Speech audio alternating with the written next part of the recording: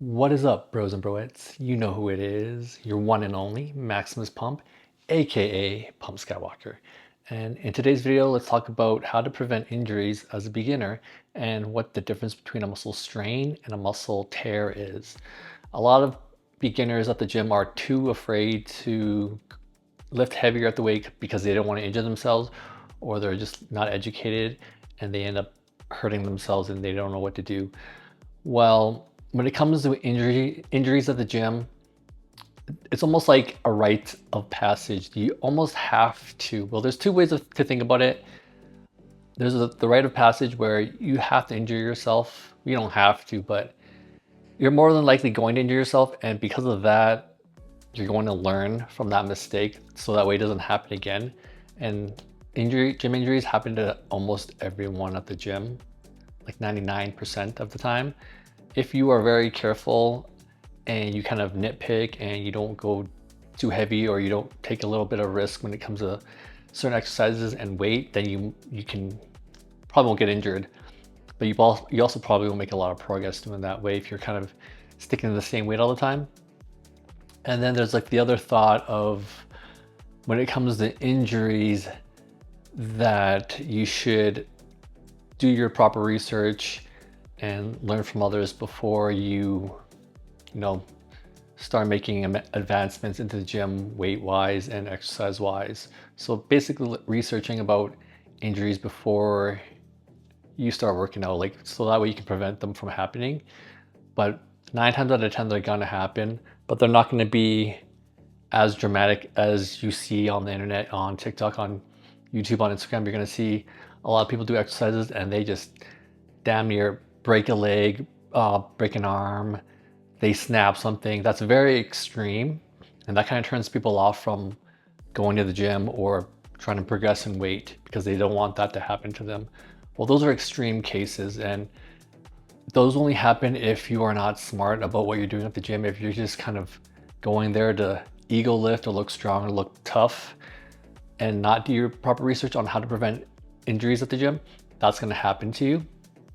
Also, it has to do with experience. If you're inexperienced at the gym and you're trying to lift heavy weight, 10 times out of 10 you're gonna F around and find out.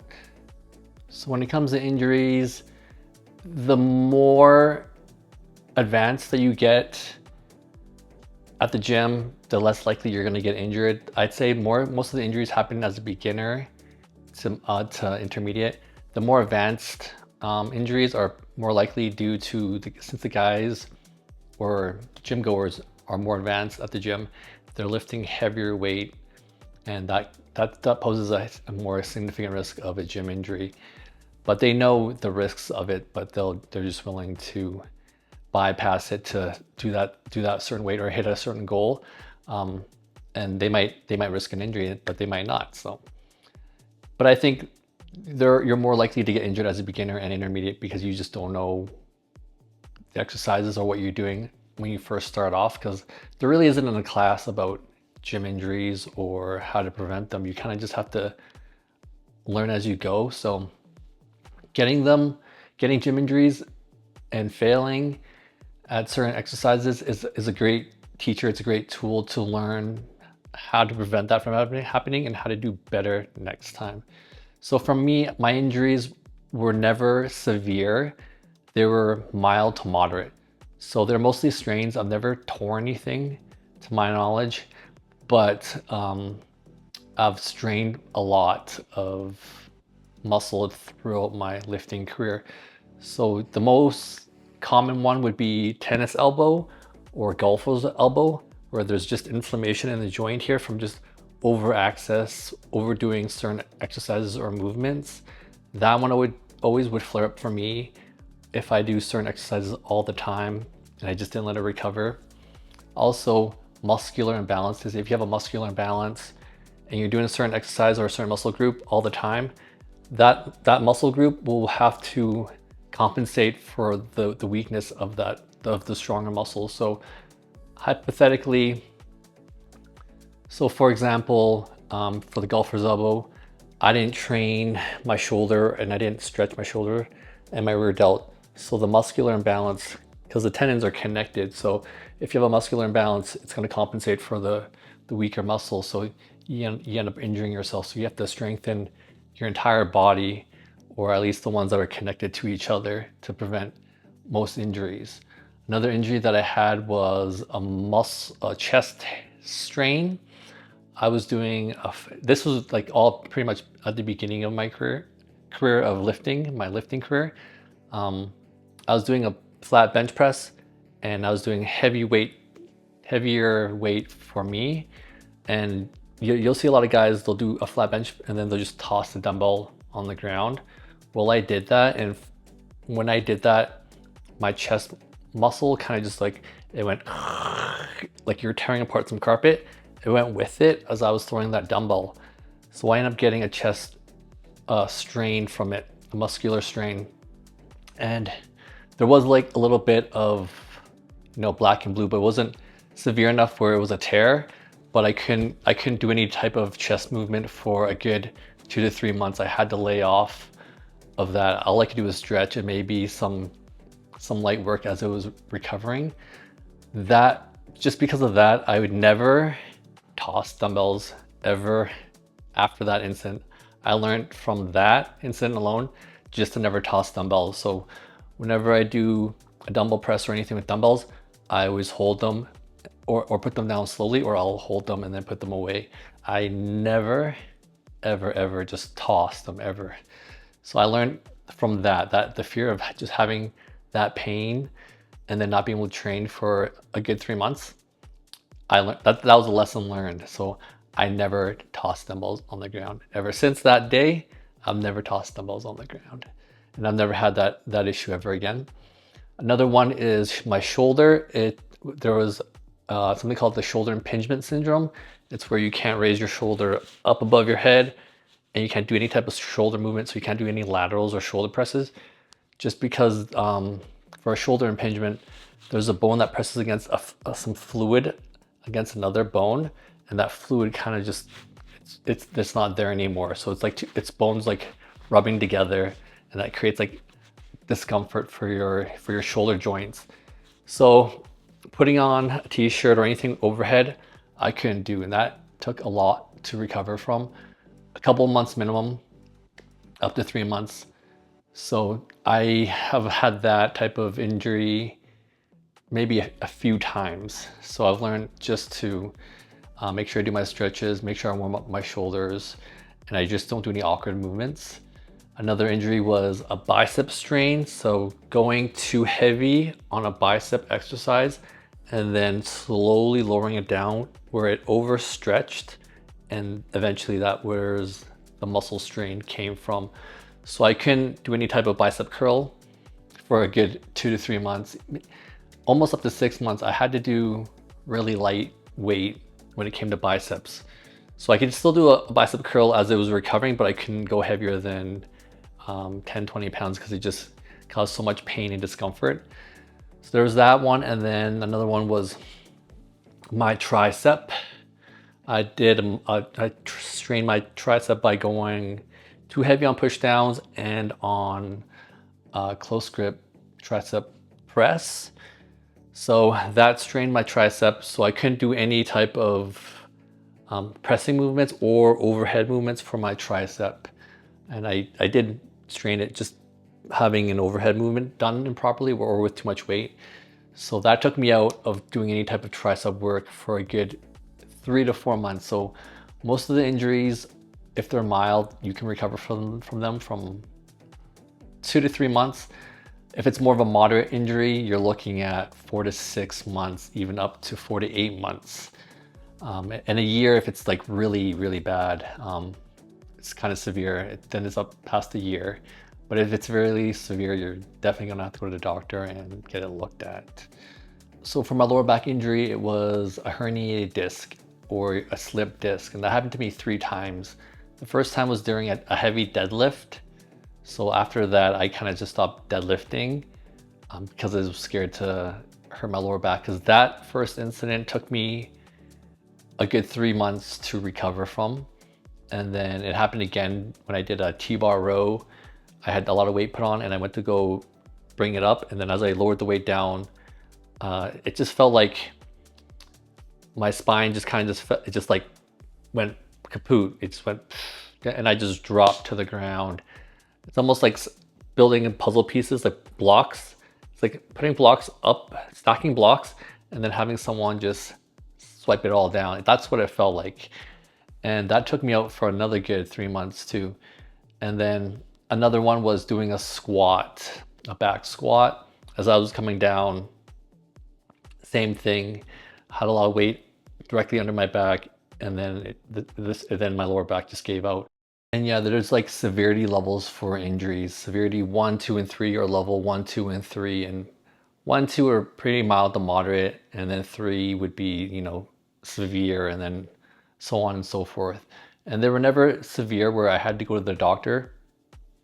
It was mostly just time, recovery time, and patience. Because it never turned a different color, it never really fully affected my day-to-day. I mean, I couldn't go to the gym and do those exercises anymore, and I had to lay on the couch or on my bed most of the time. But I was still able to like kind of get up and go to work and go for walks, but I wasn't totally disabled when it came to day-to-day activities. It's when your day-to-day activities are affected by that injury. So if you severely hurt yourself, you can't do your day-to-day. You can't go to work, you can't go to school, you can't get up, you can't do, it just affects everything that you do. Then you know you have a very high grade, high severity level of injury, and that's when you need to go see a doctor. And worst case scenario, you're gonna have to get surgery if it comes down to that. If you do have to get surgery, you'll know, because it's gonna affect you all day, every day, 24/7. So, but I've never had that. Luckily, I've never had that.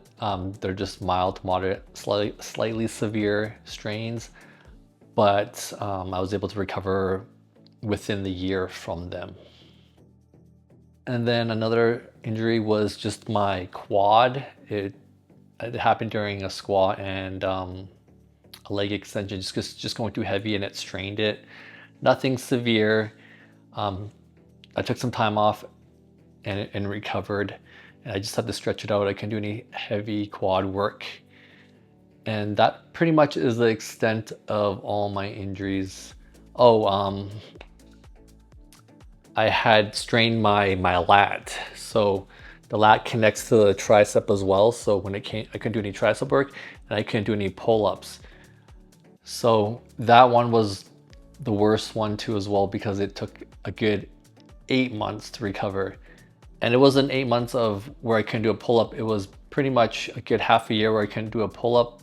And then the last 2 months I could slowly do light pull-ups along the way. But at that point, you don't want to risk making it worse. At best, you just want to pump blood into the muscle, and stretch it out and let it recover. But you definitely don't want to work that muscle to a full extent ever again. Well, you don't want to work that muscle super hard. You want to let it recover. You kind of want to work around the injury. You still want to pump blood into it and stretch it out, but you never want to fully focus on that muscle group until it's fully recovered. But that would be the extent of most of my injuries. Mild to moderate muscle strains. Nothing too severe. What is the difference between a muscle strain and a muscle tear? I was on Reddit and I saw this guy post about how he did a bicep curl, and now he can't lift his arms up and he can't stretch his bicep. And he thinks he may have tore a muscle. Well, the difference between a muscle tear and a muscle strain is a strain is a partially overstretched, slightly torn muscle fiber.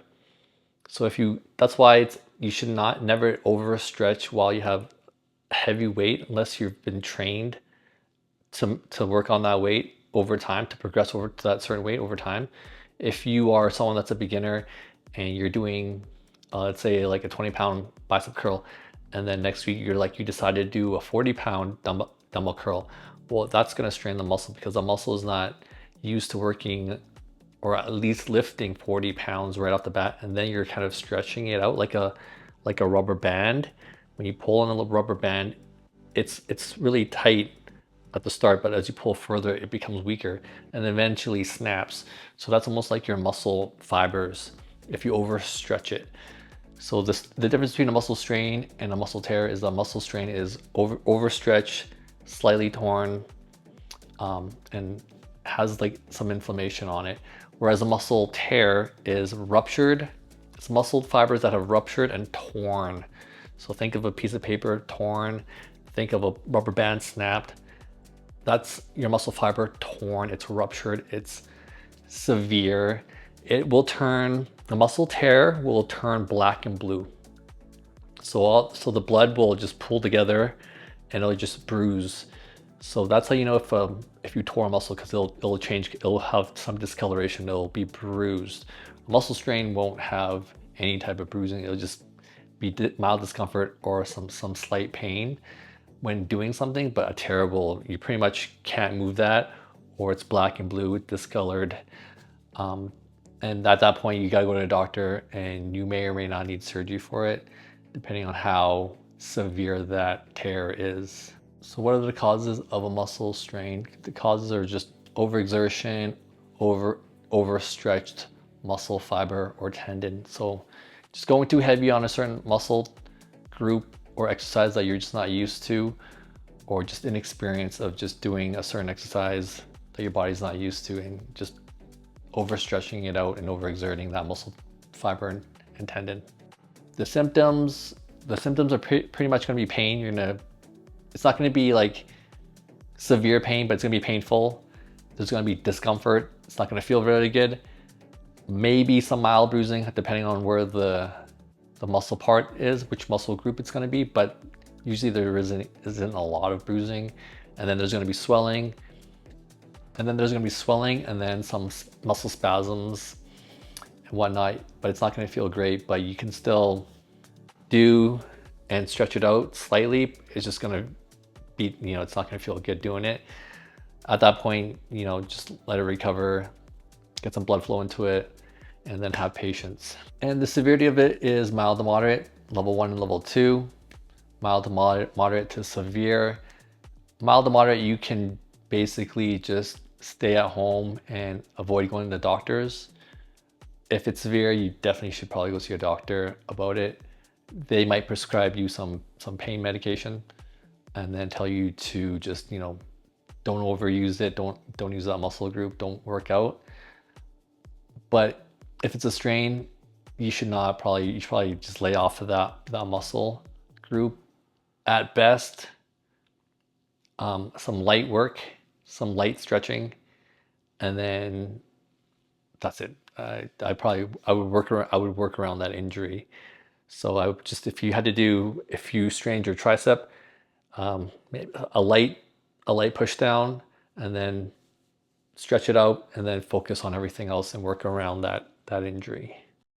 The cause of a muscle tear, I think we've all seen gym videos online where a guy does an exercise and he just like snaps something.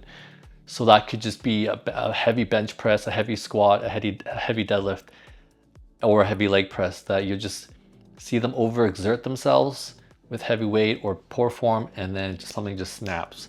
That is a muscle tear. So with a muscle tear, you're going to hear a pop or some sort of noise going on, some swelling, lots of pain, lots and lots of pain. Your range of motion is going to be reduced, so you're not going to be able to move fully. It's going to be pretty like your mobility will be very, very, very limited. It's going to be very hard for you to move around. And at that point, you got to go see a doctor, because you're not going to be able to go to work, go to school. You're probably going to have trouble sleeping. It's just going to be very painful. You're just not going to be able to do anything with the tear, depending on where that tear is. Like if you have a lower back tear, you're just going to be like holding your back and kind of walking like a hunchback. It's going to just limit your day-to-day, where even sitting down is going to hurt you, or getting up or bending down to grab something, that's what's gonna severely limit your day-to-day activities. So you're pretty much gonna be just lying down most of the time until that muscle group or that muscle part heals up. Yeah, and then at that point you got to see the doctor, and then he's probably going to prescribe pain meds or surgery for the future. And that's probably what you don't want. So most people will never have to worry about tearing a muscle unless they are huge ego lifters or they just want to show off and they're inexperienced. You're going to tear a muscle, but you're most likely going to tear a muscle if you're advanced, because you're going into the territory of lifting heavier weight, which causes more risk for you, because now you have all this weight crumbling down on you. So that's going to increase the risk of a muscle tear. So most of those tears will be more for the advanced people lifting heavier weight, doing certain exercises. And then there's the other side of you're beginning, you're inexperienced, and you're just trying to show off your ego lift. Then you may end up tearing a muscle. Your risk of tearing a muscle is more higher in an advanced lifter because they're going heavier weight, whereas an experienced lifter, he's just trying to go to his heavy weight and show off, and he may or may not tear that muscle. But more than likely, if you are an advanced lifter, you're going to tear something, because having all that muscle forced down on you, like a 500-pound bench press on your arms, that's going to tear. Or a huge deadlift or a squat, that's definitely going to be in muscle tear territory. So if you're a beginner or intermediate, you're most likely never going to have to worry about that. But it is good to do prevention when it comes to muscle injuries. And I think I'll have a video out about how to prevent injuries when it comes to being a beginner at the gym, like doing certain stretches and how to set up your exercises. So if you like this video, like it. And if you didn't like it anyways. So that's the end of that. I talked a little too much, but I hope you enjoyed it, and I'll see you on the next one.